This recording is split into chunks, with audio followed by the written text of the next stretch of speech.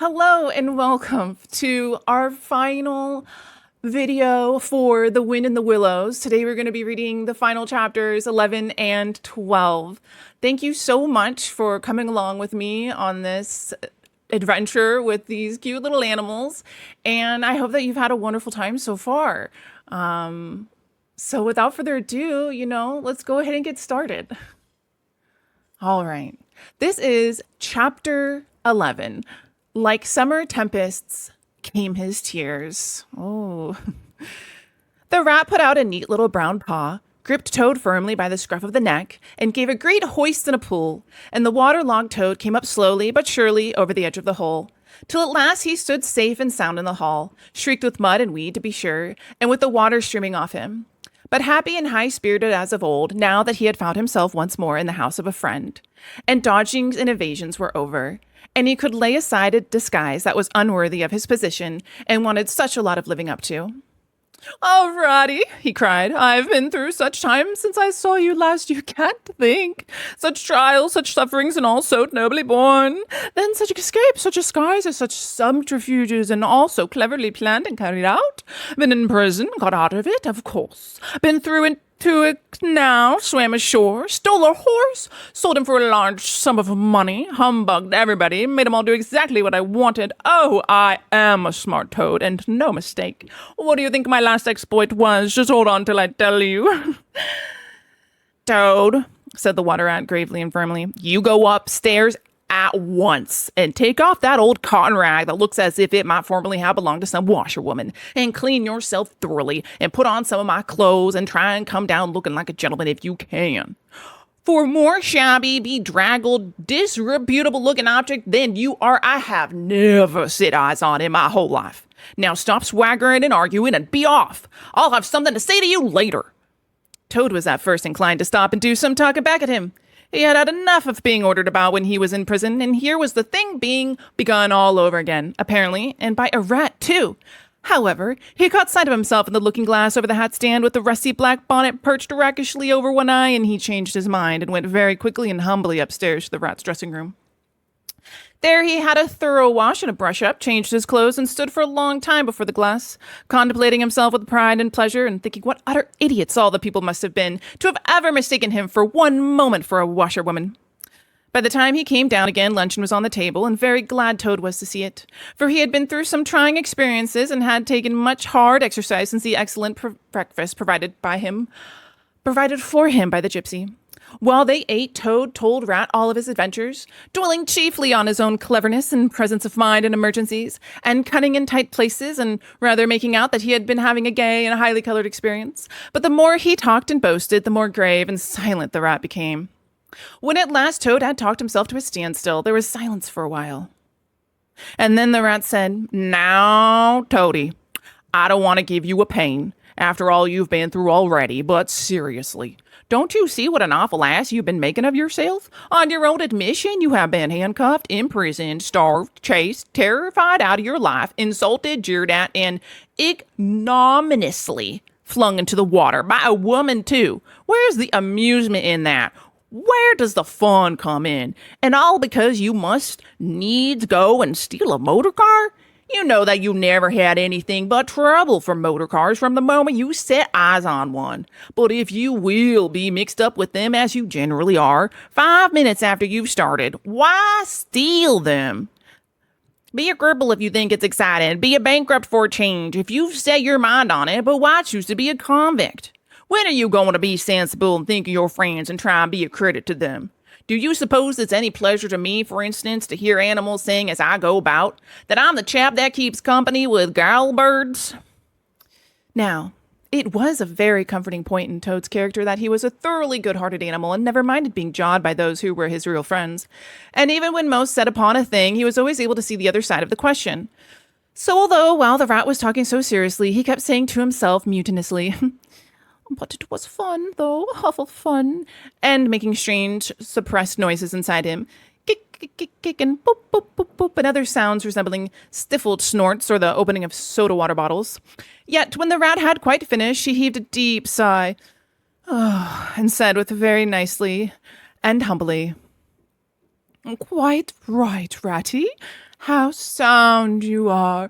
Yes, I've been a conceited old ass, I can quite see it that, but now I'm going to be a good toad, and not do it any more. As for motor cars, I've not been at all so keen about them since my last ducking in that river of yours. The fact is, while I was hanging on the edge of your hole and getting my breath, I had a sudden idea, a real brilliant idea, connected with the motorboats there. There! Don't take on so, old chap, and stamp and upset things. It was only an idea, and we won't talk any more about it. We'll have our coffee and a smoke and a quiet chat, and then I'm going to stroll quietly down to Toad Hall and get into my clothes of my own and set things again going on the old lines. I've had enough of adventures. I shall lead a quiet, steady, respectable life, pottering about my property and improving it, and doing a little landscaping gardening at times. There will always be a bit of dinner for my friends when they come to see me, and I shall keep a pony chase to jog about the country in, just as I used to in the good old days before I got restless and wanted to do things. Stroll quietly down to Toad Hall? Cried the rat, greatly excited. What are you talking about? Do you mean to say you haven't heard? Heard what? Said Toad, turning rather pale. Go on, Ratty, quick. Don't spare me. What haven't I heard? Do you mean to tell me, shouted the rat, thumping his little fist upon the table, that you heard nothing about the Stoats and the Weasels? What? The Wild Wooders? Cried Toad, trembling in every limb. No, not a word. What have they been doing? And how they've been and taken Toad Hall? Continued the rat. Toad leaned his elbows on the table and his chin on his paws, and a large tear welled up in each of his eyes, overflowed, and splashed on the table, plop, plop. Go on, Ratty, he murmured presently. Tell me all. The worst is over. I'm an animal again. I can bear it. When you got into that trouble of yours, said the rat slowly and impressively, I mean, when you disappeared from society for a while over that misunderstanding about a machine, you know. Toad merely nodded. Well, it was a good deal talked about down here naturally, continued the rat. Not only along the riverside, but even in the wild wood. Animals took sides, as always happens. The riverbanker stuck up for you and said you had been infamously treated, and there was no justice to be had in the land nowadays. But the wildwood animals said hard things and served you right, as it was time this sort of thing was stopped. And they got very cocky, went about saying you were done for this time. You would never come back again, never, never. Toad nodded once more, keeping silence.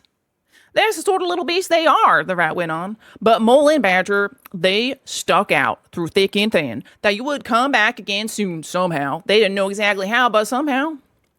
Toad began to sit up in his chair again and smirk a little. They argued from history, continued the rat. They said that no criminal laws had ever been known to prevail against chic and plausibility such as yours, combined with the power of a long purse. So they arranged to move their things into Toad Hall and sleep there and keep it aired and have it all ready for you when you turned up. They didn't guess what was going to happen, of course. Still, they had their suspicions of the wildwood animals. Now I come to the most painful and tragic part of the story. One dark night. It was a very dark night. And blowing hard, too. And raining. Simply cats and dogs. A band of weasels, armed to the teeth, crept silently up the carriage drive to the front entrance. Simultaneously, a body of desperate ferrets, advancing through the kitchen garden, possessed themselves of the backyard and offices, while a company of skirmishing stoats who stuck out nothing occupied the conservatory and the billiard room, and held the French windows opening onto the lawn. The Mole and the Badger were sitting by the fire in the smoking room, telling stories and suspecting nothing. But it wasn't a night for any animal to be out in, when those bloodthirsty villains broke down the doors and rushed in upon them from every side.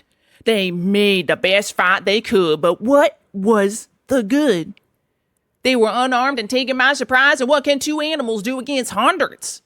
They took and beat them severely with sticks, those two poor faithful creatures, and turned them out into the cold and the wet with many insulting and uncalled for remarks.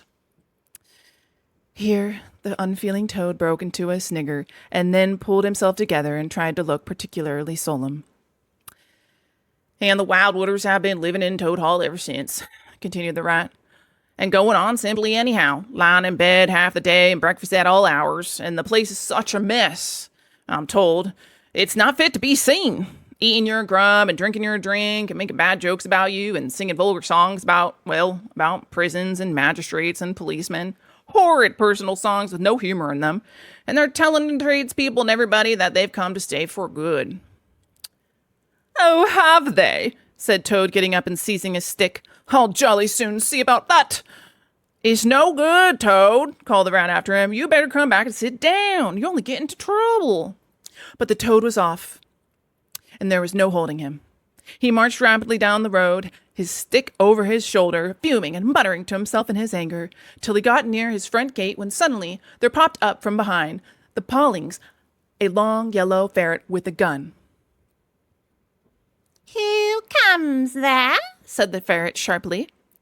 Stuff and nonsense, said Toad very angrily. What do you mean by talking like that to me? Come out of there at once, or I'll... The ferret never said a word, but he brought his gun up to his shoulder. Toad prudently dropped flat on the road, and bang! A bullet whistled over his head. The startled Toad scrambled to his feet and scampered off down the road as hard as he could. And as he ran, he heard the ferret laughing, and other horrid, thin little laughs taking it up and carrying on the sound. He went back, very crestfallen, and told the water rat. What did I tell you? Said the rat. It's no good. They've got sentries posted, and they are all armed. You must just wait. Still, Toad was not inclined to give in all at once, so he got out the boat and set off rowing up the river to where the guard in front of Toad Hall came down to the waterside. Arriving within sight of his old home, he rested on his oars and surveyed the land cautiously. All seemed very peaceful and deserted and quiet. He could see the whole front of Toad Hall glowing in the evening sunshine, the pigeons settling by twos and threes along the straight line of the roof, the garden a blaze of flowers, the creek that led up to the boathouse, the little wooden bridge that crossed it, all tranquil, uninhabited, apparently waiting for his return. He would try the boathouse first, he thought. Very warily he paddled up to the mouth of the creek, and was just passing under the bridge when... Shh! A great stone dropped from above, smashed through the bottom of the boat. It filled and sank, and Toad found himself struggling in deep water. Looking up, he saw two stoats leaning over the parapet of the bridge and watching him with great glee. It will be your head next time, Toady, they called out to him. The indignant Toad swam to shore, while the stouts laughed and laughed, supporting each other and laughed again. Till they nearly had two fits. This is one fit each, of course. The Toad retraced his weary way on foot and related his disappointing experience to the water rat once more. What did I tell you? Said the rat very crossly. And now, look here. See what you've been and done? Lost me my boat that I was so fond of. That's what you've done. And simply ruined that nice suit of clothes that I lent you. Really, Toad. Of all the trying animals, I wonder you managed to keep any friends at all. The Toad saw at once how wrongly and foolishly he had acted. He admitted his errors and wrong-headedness, and made a full apology to Rat for losing his boat and spoiling his clothes. And he wound up by saying, with that frank self-surrender which always disarmed his friends' criticism and won them back to his side, Ratty, I see that I have been a headstrong and willful Toad. Henceforth, believe me, I will be humble and submissive, and will take no action without your kind advice and full approval. If that is really so, said the good-natured rat, already appeased, then my advice to you is, considering the lateness of the hour, to sit down, have your supper, which will be on the table in a minute, and be very patient. For I'm convinced that we can do nothing until we have seen the mole and the badger and heard their latest news, and held conference and taken their advice in this difficult matter. Yes, of course, the mole and the badger, said Toad lightly. What's become of them, the dear fellows? I had forgotten all about them. Well, may you ask, said the rat reproachfully. While you were riding about the country in expensive motor cars and galloping proudly on blood horses and breakfasting on the fat of the land, those two poor devoted animals have been camping out in the open in every sort of weather, living very rough by day and lying very hard by night, watching over your house, patrolling your boundaries, keeping a constant eye on the stoats and the weasels, scheming and planning and contriving how to get your property back for you. You don't deserve to have such true and loyal friends, Toad. You don't really. Someday when it's too late, you'll be sorry you didn't value them more while you had them. I am an ungrateful beast, I know, so sobbed Toad, shedding bitter tears. Let me go out and find them, out into the cold, dark night, and share their hardships and try and prove by. Hold on a bit. Surely I heard the chink of dishes on a tray. Supper's here at last. Hooray! Come on, Ratty. The rat remembered that poor Toad had been on prison fare for a considerable time, and that large allowances had therefore to be made.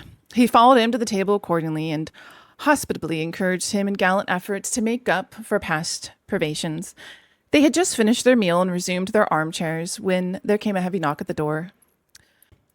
Toad was nervous, but the rat nodded mysteriously at him, went straight up to the door and opened it, and walked in Mr. Badger. He had all the appearances of one who might, for some nights, had been kept away from home and all its little comforts and conveniences. His shoes were covered with mud, and he was looking very rough and tousled. But then he had never been a very smart man, the Badger, at the best of times. He came solemnly up to Toad, shook him by the paw, and said, "Welcome home, Toad. Alas, what am I saying? Home indeed. This is a poor homecoming. Unhappy Toad." Then he turned his back on him, sat down to the table, drew his chair up, and helped himself to a large slice of cold pie.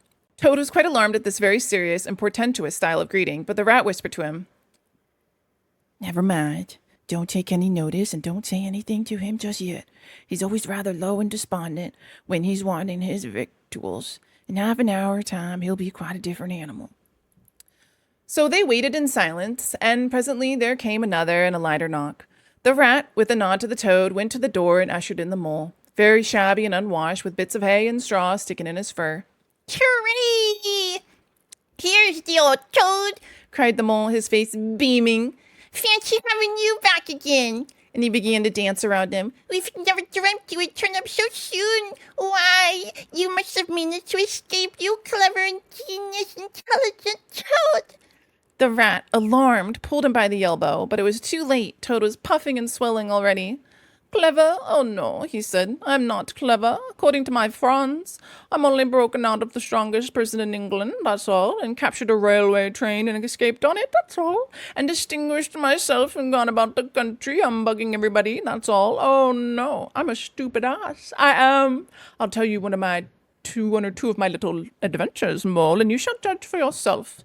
Well, said the mole, moving towards the supper table. Supposing you talk all I eat. Not a bite since breakfast, oh my, oh my. And he sat down and helped himself liberally to cold beef and pickles. Toad straddled on the hearth rug, thrust his paw into his trouser pocket, and pulled out a handful of silver. "Look at that," he cried, displaying it. "That's not so bad, is it, for a few minutes' work? And how do you think I'd done it, Mole? Horse stealing! That's how I'd done it."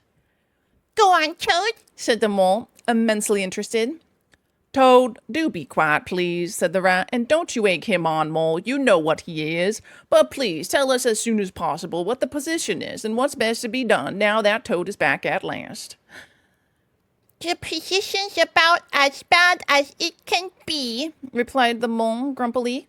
"And as for what's to be done, why, blessed if I know. The Badger and I have been round and round the place by night and by day. Always the same thing. Sentries posted everywhere. Guns poked out at us. Stones thrown at us. Always an animal on the lookout, and when they see us, my, how do they laugh?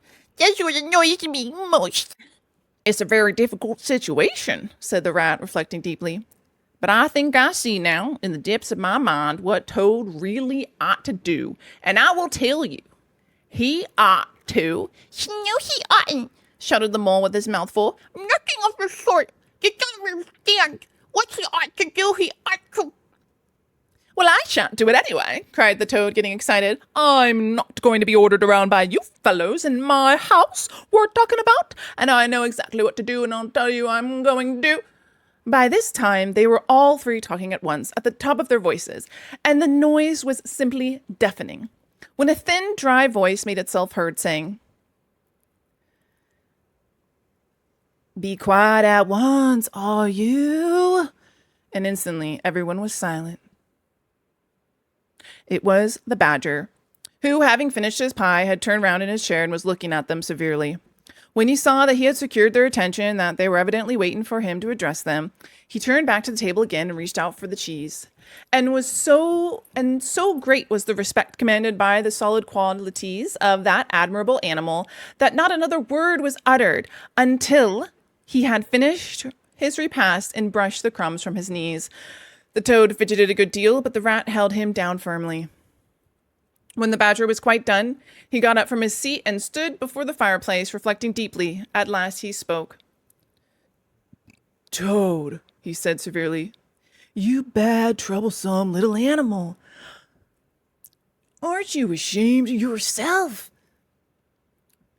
What do you think your father, my old friend, would have said if you had been here tonight and had known of all your going-ons?"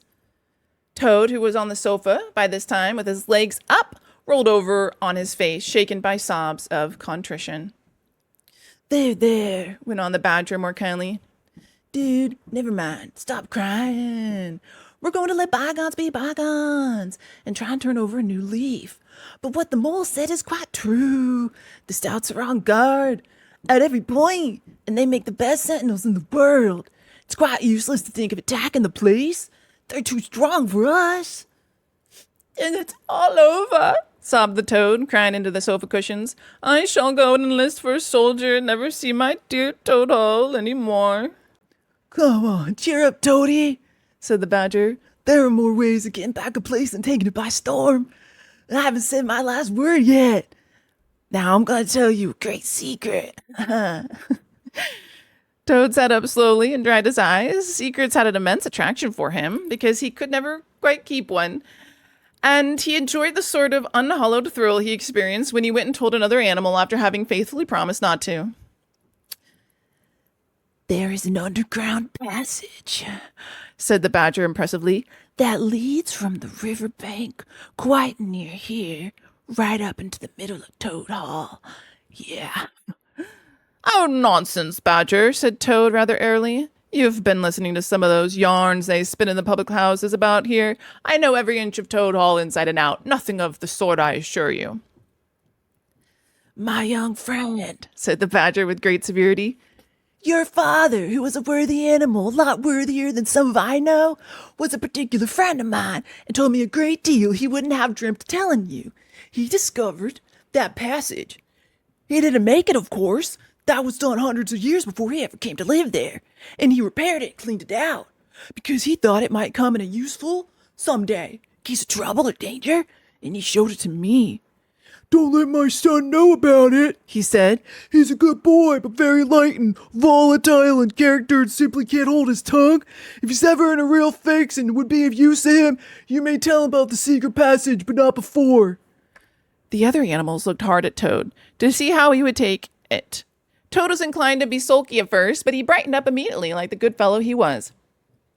Well, he said, "perhaps I am a bit of a talker, a popular fellow such as I am. My friends get round me. We chaff, we sparkle, we tell witty stories, and somehow my tongue gets wagging. I have the gift of conversation. I've been told I ought to have a saloon, whatever that may be. Never mind. Go on, Badger. How's this past of yours going to help?" "I've found out a thing or two lately," continued the badger. "I got Otter to disguise himself as a sweep and call at the back door with brushes over his shoulder, asking for a job. There's going to be a big banquet tomorrow night.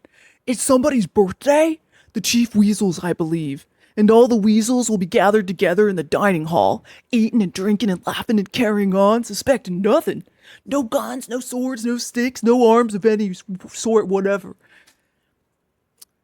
"But the sentinels will be posted as usual," remarked the rat. "Exactly," said the badger. "That is my point. The weasels will trust entirely to their excellent sentinels, and that is where the passage comes in. That very useful tunnel leads right up under the butler's pantry, next to the dining hall." "Aha! That squeaky board in the butler's pantry?" said Toad. "Now I understand it." "We shall creep out quietly into the butler's pantry," cried the mole. "With our pistols and swords and sticks," shouted the rat. "And rush up upon them," said the badger. "And whack 'em, and whack 'em, and whack 'em," cried the toad in ecstasy, running around the room and jumping over the chairs. Well then, said the Badger, resuming his old usual manner. Our plan is settled, and there's nothing more for you to argue and squabble about. So, as it's getting very late, all of you go right off to bed at once. We will make all the necessary arrangements in the course of the morning tomorrow. Toad, of course, went off to bed dutifully with the rest. He knew better than to refuse, though he was feeling much too excited to sleep. But he had had a long day, with many events crowded into it. And sheets and blankets were very friendly and comforting things. After plain straw and not too much of it, spread on the stone floor of a draughty cell, and his head had been many seconds on his pillow before he was snoring happily.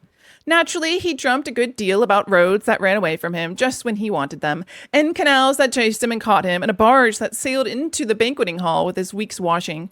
Just as he was giving a dinner party, and he was alone in the secret passage pushing upwards, but it twisted and turned round and shook itself, and sat on its end. Yet somehow at last he found himself back in Toad Hall, safe and triumphant, with all his friends gathered around about him, earnestly assuring him that he was a very clever toad. He slept till a later hour next morning, and by the time he got down, he found the other animals had finished their breakfast some time before. The mole had slipped off somewhere by himself without telling anyone where he was going to. The Badger sat in the armchair reading the paper, not concerning himself in the slightest about what was going to happen that very evening. The Rat, on the other hand, was running around the room busily, with his arms full of weapons of every kind, distributing them in 4 little heaps on the floor, and saying exactly under his breath as he ran, "Here's a sword for Rat, here's a sword for Mole, here's a sword for Toad, here's a sword for Badger, here's a pistol for Rat, here's a pistol for Mole, here's a pistol for Toad, here's a pistol for Badger," and so on, in a regular, rhythmical way, while the 4 little heaps gradually grew and grew. "That's all very well, Rat," said the Badger presently, looking at the busy little animal over the edge of the newspaper. "I'm not blaming you, but just let us once get past the stoats with those detestable guns of theirs. I assure you we shan't want any swords or pistols. We 4 with our sticks, once we're inside the dining hall, why, we shall clear the floor of a lot of them in 5 minutes. I have done the whole thing myself, only I didn't want to deprive you fellows of the fun." "It's as well to be on the safe side," said the Rat reflectively, polishing a pistol barrel on his sleeve and looking along it. Toad, having finished his breakfast, picked up a stout stick and swung it vigorously, bellaboring imaginary animals. "Now learn 'em to steal in my house," he cried. "I'll learn 'em, I'll learn 'em." "Don't say learn 'em, Toad," said the Rat, greatly shocked. "It's not good English." "What are you always nagging at Toad for?" inquired the Badger rather peevishly. "What's the matter with his English?" "It's the same what I use myself, and it's good enough for me. It ought to be good enough for you, too." "I'm very sorry," said the Rat humbly. "Only I think it ought to be teach 'em, not learn 'em." "But we don't want to teach 'em," replied the Mole. "We want to learn 'em. Learn 'em. And what's more, we're gonna do it, too." "Oh, very well, have it your own way," said the Rat. He was rather muddled about it himself, and presently he retired into the corner, where he could be heard muttering, "Learn 'em, teach 'em, learn 'em," till the Badger told him rather sharply to leave off. Presently the Mole came tumbling into the room, evidently very pleased with himself. I've been having so much fun, he began at once. "I've been getting a rise out of the stouts." "I hope you've been very careful, Mole," said the Rat anxiously.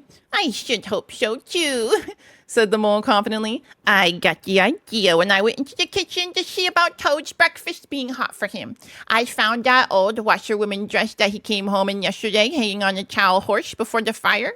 So I put it on, and the bonnet as well, and the shawl, and off I went to Toad Hall, as bold as you please. The sentries were on the lookout, and of course with their guns, and their hamster, and the rest of their nonsense. 'Good morning, gentlemen,' says I, very respectfully. 'You want the new washing done today?' He looked at me very proud and stiff and haughty, and said, 'Go away, washerwoman. We don't do any washing on duty.'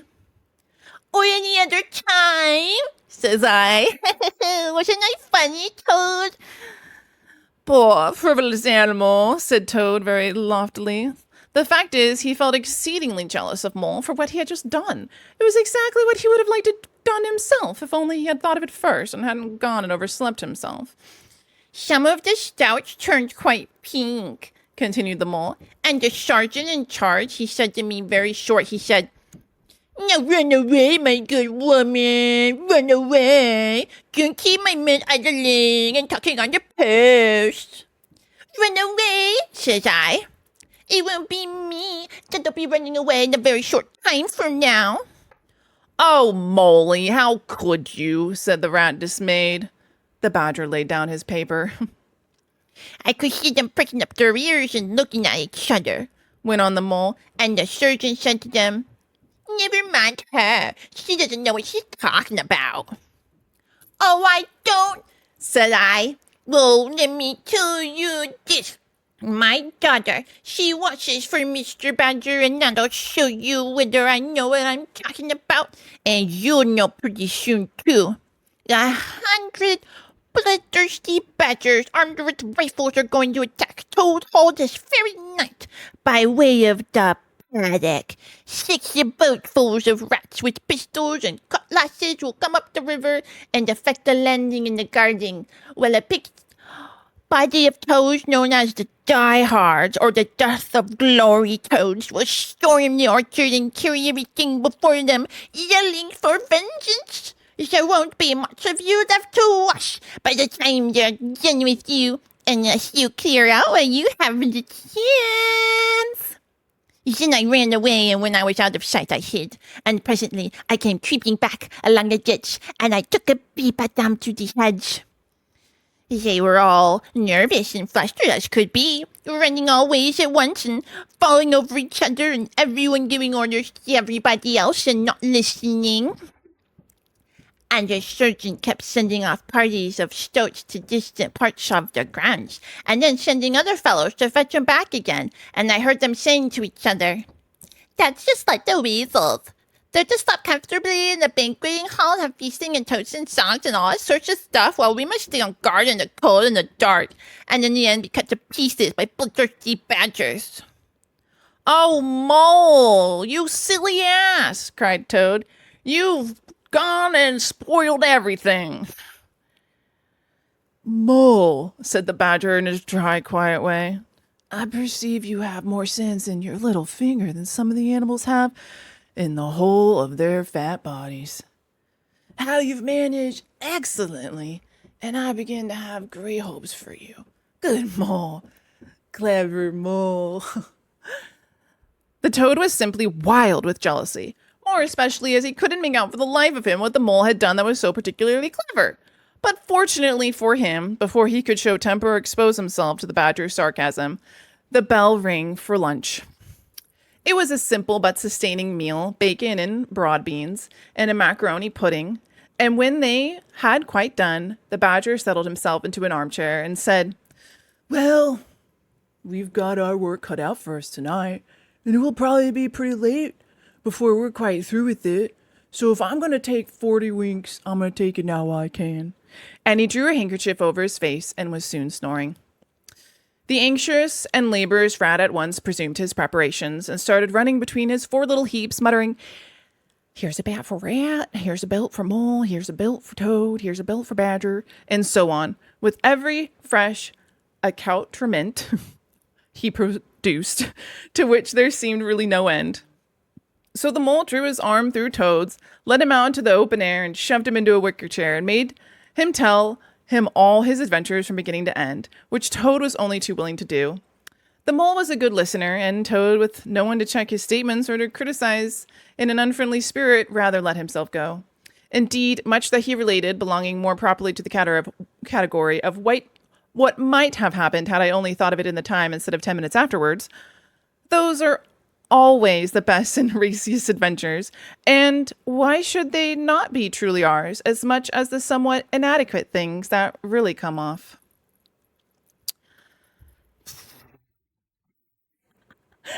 That was chapter 11, and a lot more Toad. Being Toad. Toad still doesn't learn. I almost thought Toad was going to learn, and then he tricked me and he didn't learn. He just won't change. Golly gee. I hope that this chapter 10, the return of Ulysses? Ulysses? Lysis? I don't know. That looks Greek or something. I don't know how to say that, but hopefully in this chapter, none of his little friends get hurt. I did not think that the book was going to end in a battle over Toad Hall. So that's a little surprising. But let's find out. Let's find out what happens in this final chapter, all right? I'm just going to take a sip of water and then we'll start back up. Okay. The return of something. Ulysses. Ulysses? Chapter 12. When it began to grow dark, the rat, with an air of excitement and mystery, summoned the Mac into the parlor, stood each of them up alongside of his little heap, and proceeded to dress them up for the coming expedition. He was very earnest and thoroughgoing about it, and the affair took quite a long time. First, there was a belt to go round each animal, and then a sword to be stuck into each belt, and then a cutlass on the other side to balance it. Then a pair of pistols, a policeman's truncheon, several sets of handcuffs, some bandages and sticking plaster, and a flask and a sandwich case. Where did he get all this? The badger laughed good-humoredly and said, "All right, Ratty. It amuses you and it doesn't hurt me. I'm going to do all I've got to get here with this here stick. I'm going to do all I got to do with this stick."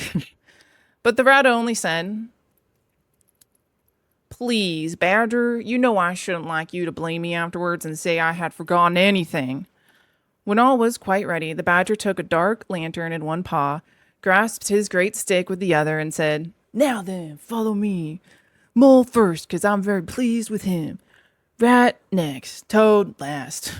Look here, Toady, don't you chatter so much as usual, or you'll be sent back, as sure as fate."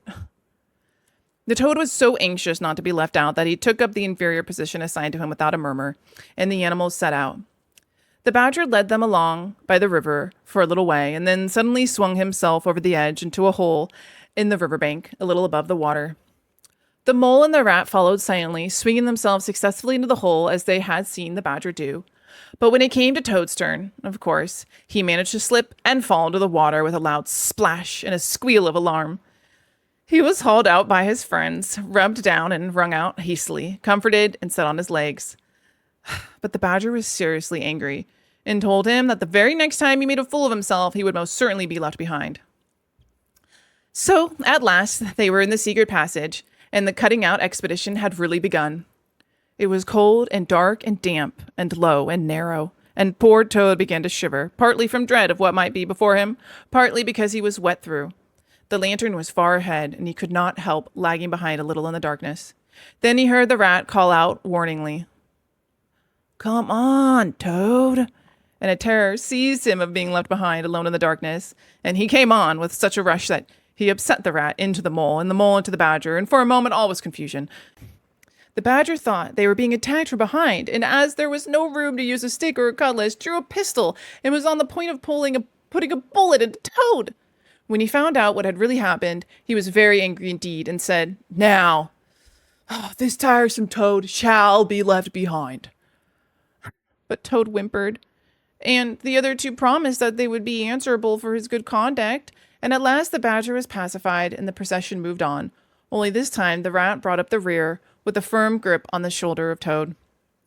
So they groped and shuffled along, with their ears pricked up and their paws on their pistols, till at last the badger said, "We ought to be here now, to be pretty nearly under the hull." Then suddenly they heard, far away as it might be, and yet apparently nearly over their heads, a confused murmur of sound, as if people were shouting and cheering and stamping on the floor and hammering on tables.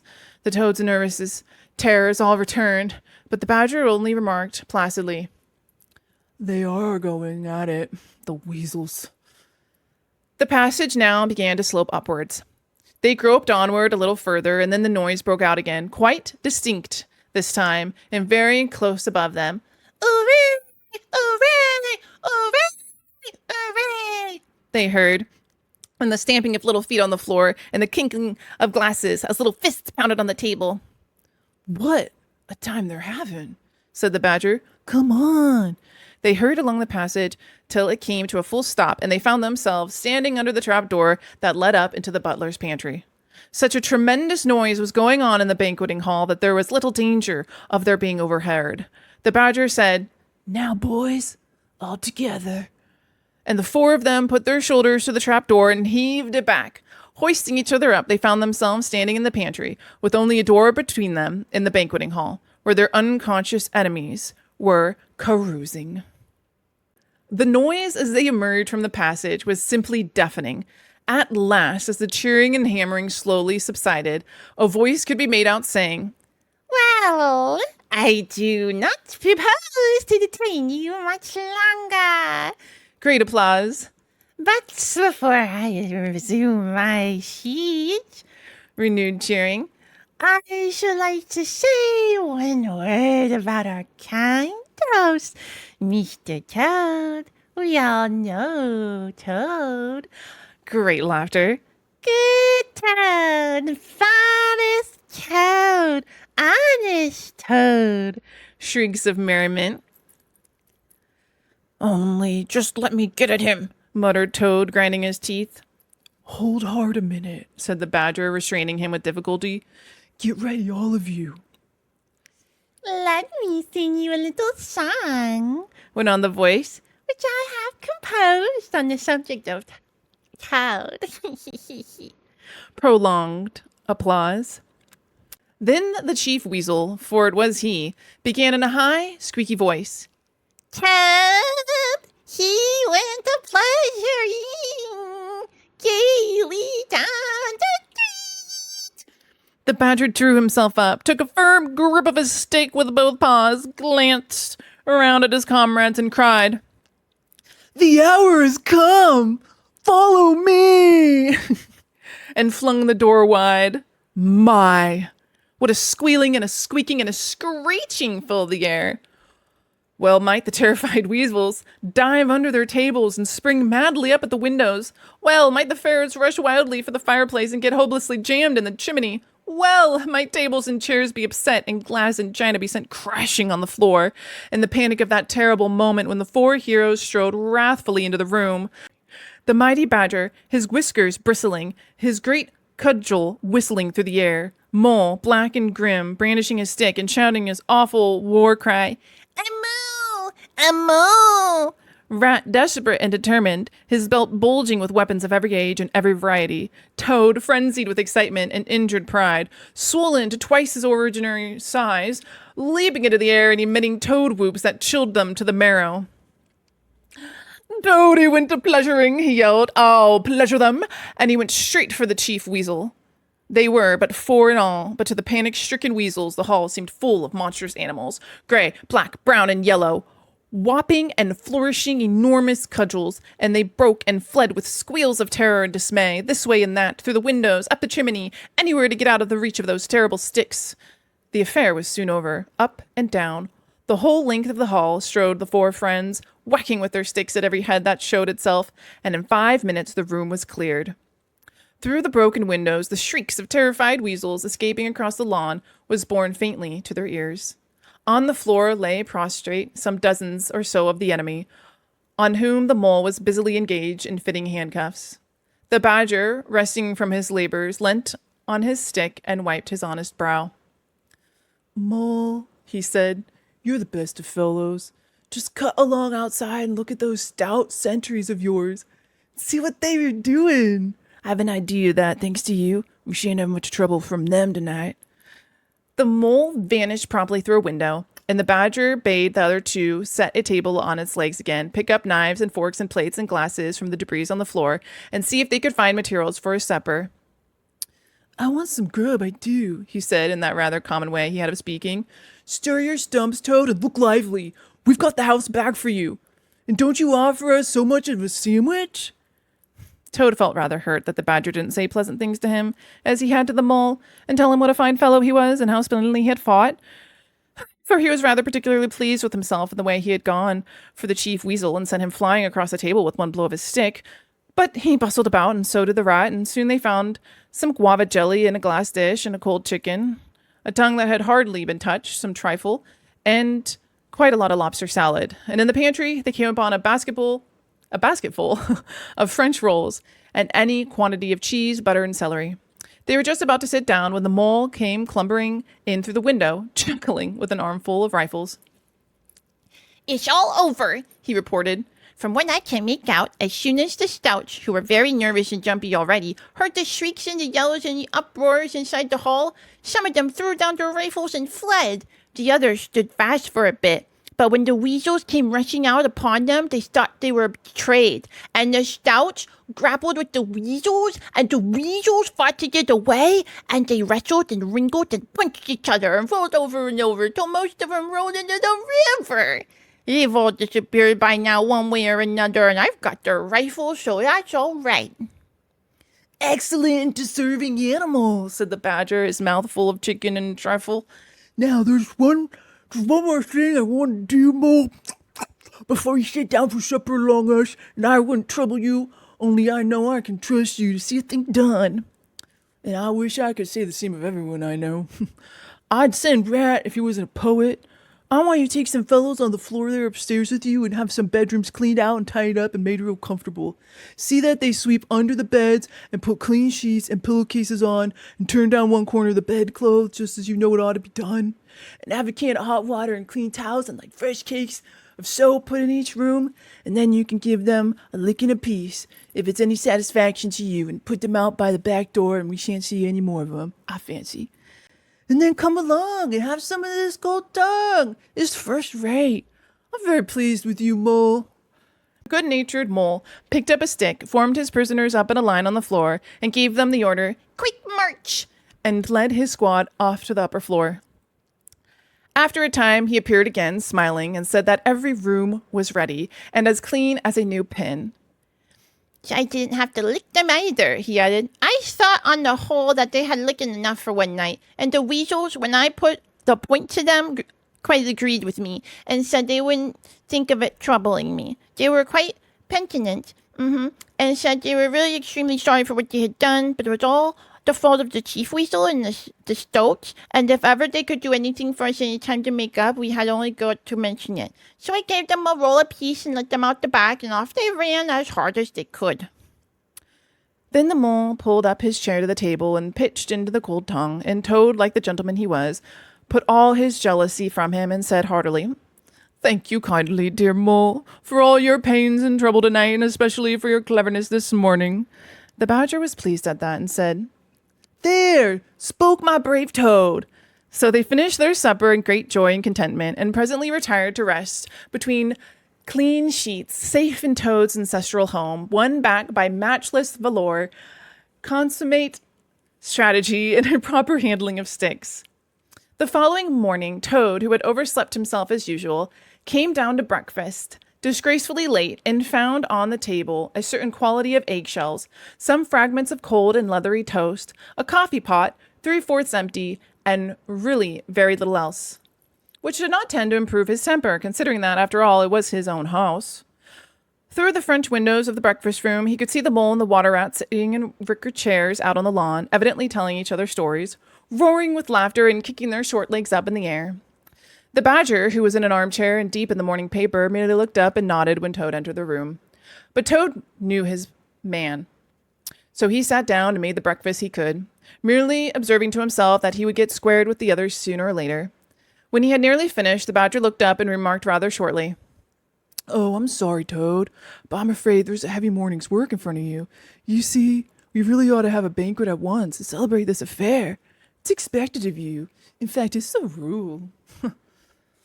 "Oh, all right," said the Toad readily. "Anything to oblige, though why on earth you should want to have a banquet in the morning I cannot understand. But you know, I do not live to please myself, but merely to find out what my friends want and then try and arrange it for 'em. You dear old badger." "Don't pretend to be stupider than you really are," replied the badger crossly. "And don't chuckle and splutter in your coffee while you're talking. It's not manners.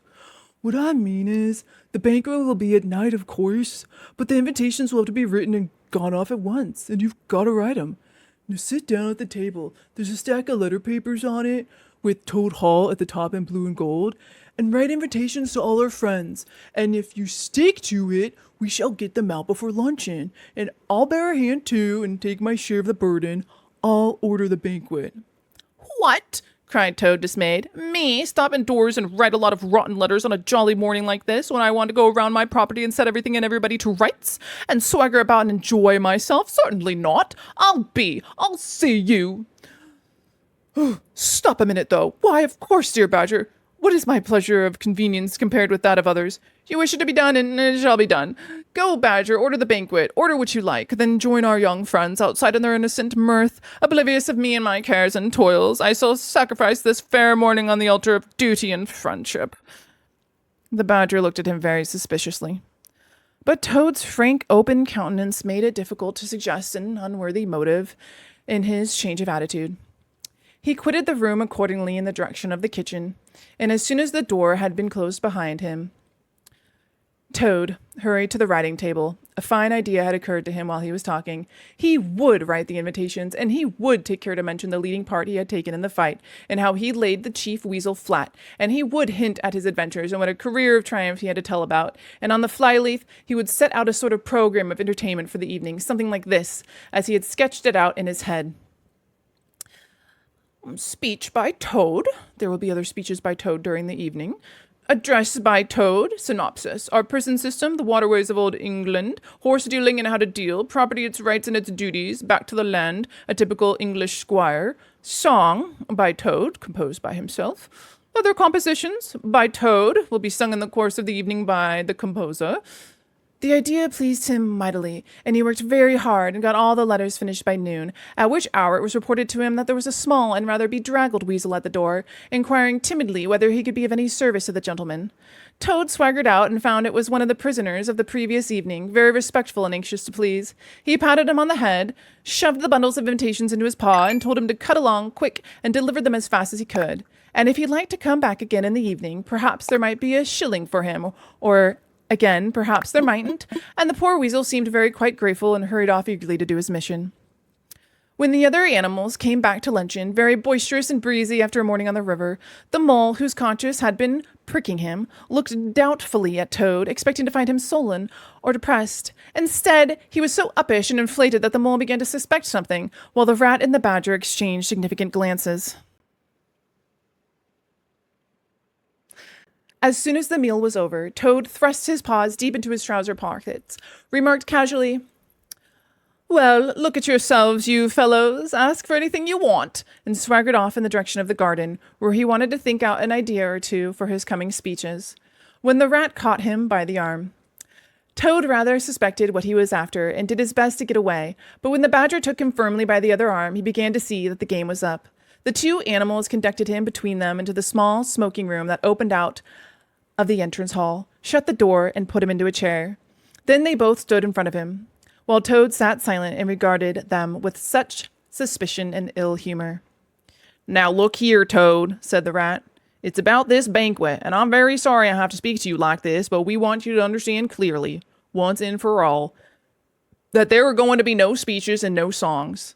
Try and grasp the fact that on this occasion, we're not arguing with you, we're just telling you." Toad saw that he was trapped. They understood him. They saw through him. They had got ahead of him. His pleasant dream was shattered. "Mayn't I sing them just one little song?"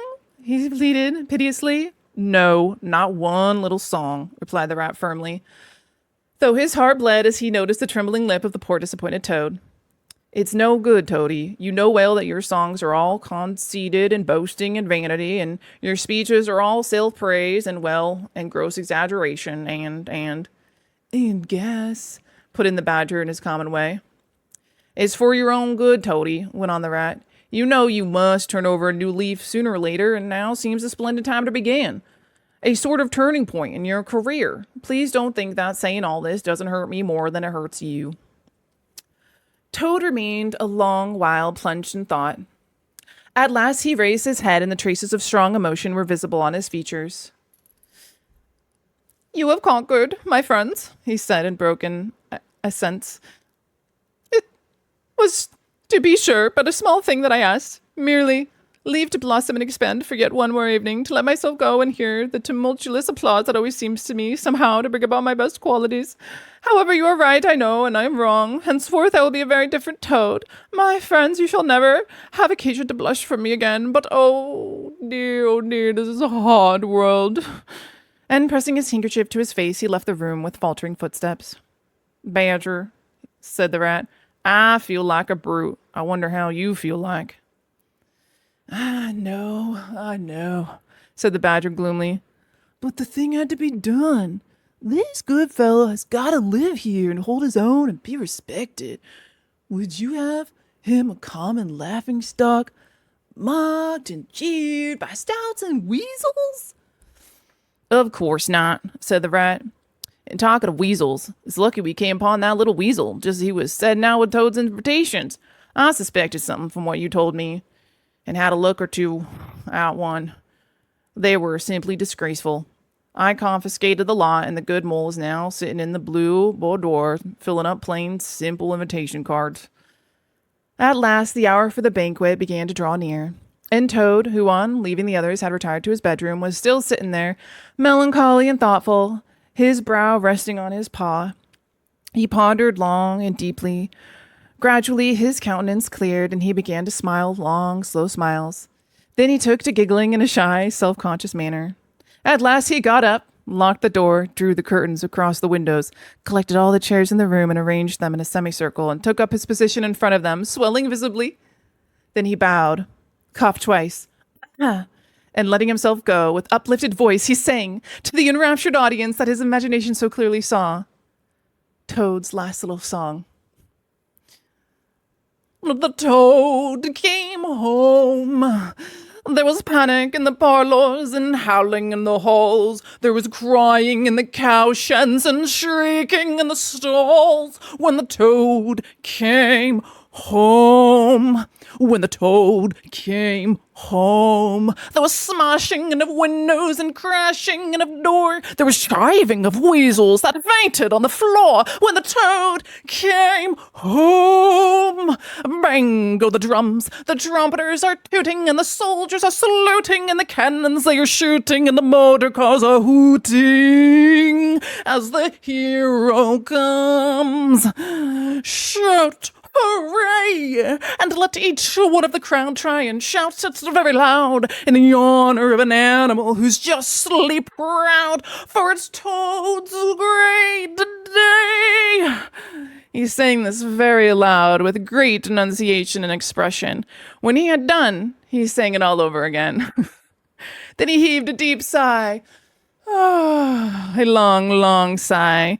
Then he dipped his hairbrush in the water jug, parted his hair in the middle, and plastered it down very straight and sleek on each side of his face, and unlocking the door, went quietly down the stairs to greet his guest, who he knew must be assembling in the drawing-room.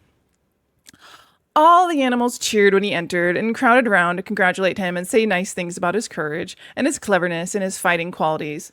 But Toad only smiled faintly and murmured, "Not at all," or sometimes for a change, "On the contrary." Otter, who was standing on the hearthrug, describing to an admiring circle of friends exactly how he had managed things had he been there, came forward with a shout, threw his arms round Toad's neck, and tried to take him round the room in triumphal progress. But Toad, in a mild way, was rather snubby to him, remarking gently as he disengaged himself, "Badger was the mastermind. The mole and the water rat bore the brunt of the fighting. I merely served in the rings and did little or nothing." The animals were evidently puzzled and taken aback by this unexpected attitude of his. The Toad felt as he moved from one guest to the other, making his modest responses, that he was an object of absorbing interest to everyone. The Badger had ordered everything of the best, and the banquet was a great success. There was much talking and laughing and chaff among the animals, but through it all, Toad, who was in his chair, looked down his nose and murmured pleasant nothings to the animals on either side of him.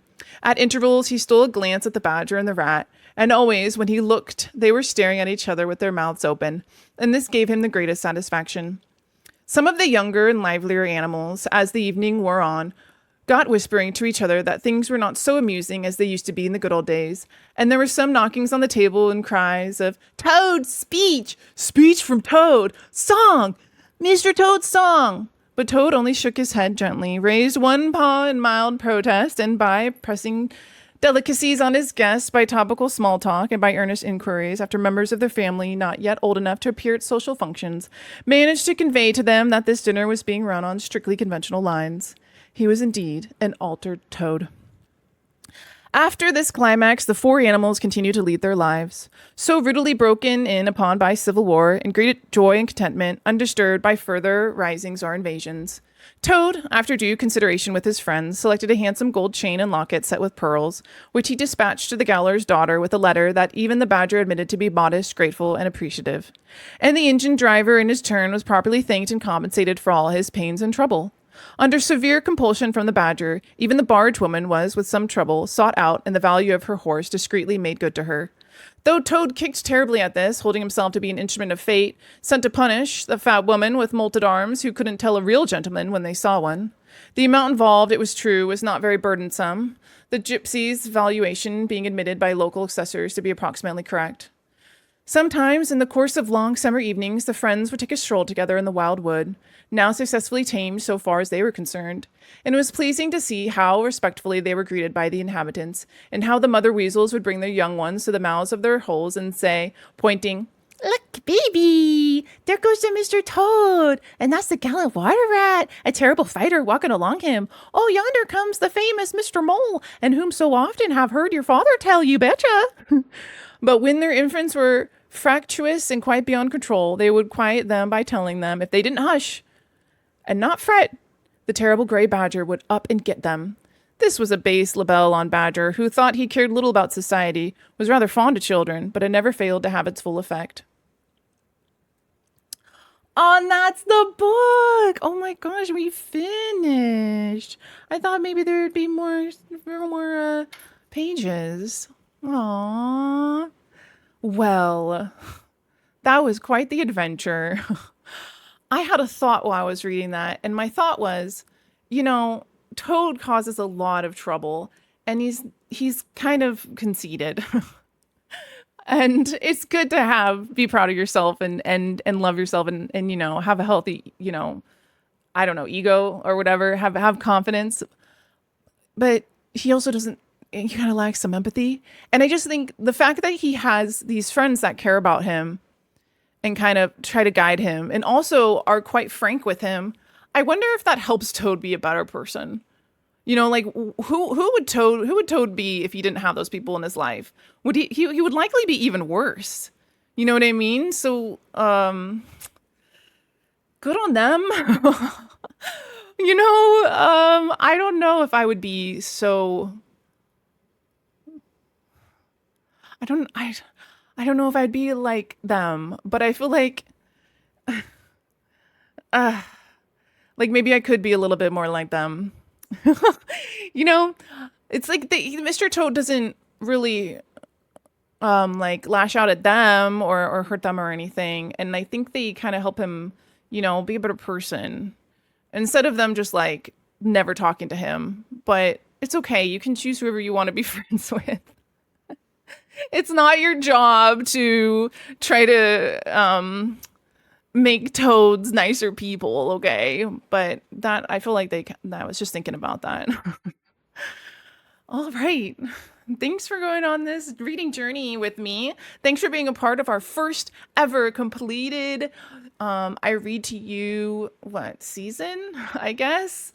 If it's a series, and this was season 1 for The Wind in the Willows by Kenneth Grahame.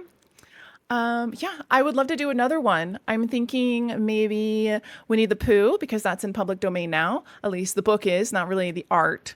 But we can read the book. Or I think Dracula or Frankenstein are also options, I think. And then I think the Grimm fairy tales, if you want something kind of spooky. I was also thinking of doing a truly for you to fall asleep to reading of appliance manuals, like keyboard manuals, like kind of like instructions. I'm trying to look around and see if I have anything near me, but basically I will put you to sleep by reading you in a very calm, sleepy voice that won't ever suddenly get too loud and wake you up, but actually will just hopefully help you fall asleep as I tell you about the different features of the Dyson blow dryer with 3 settings. Cold shot. Do you know what I mean? All right. Well, if any of that interests you, please let me know with a like or on this video, or comment if there's a book that stood out to you or one that you know yourself that you'd really like me to read. Or yeah, if you haven't already, please don't forget to subscribe so you can see me again and I can see you again. And yeah, and also if you've made it this far and you're like, I don't know what to comment, there's nothing else I want to comment, please, whenever you leave me a teddy bear, it makes me and Burr smile. So please do so if you got to this point. All right. You have a lovely rest of your heckin' day. Or if you're off to dreamland, I hope you have pleasant dreams. All right. Take care of yourselves. All right. Drink your water. Eat your snacks. And what is it? That's right. You're doing better than you think you are. Okay. Goodbye. Bye-bye. Bye-bye.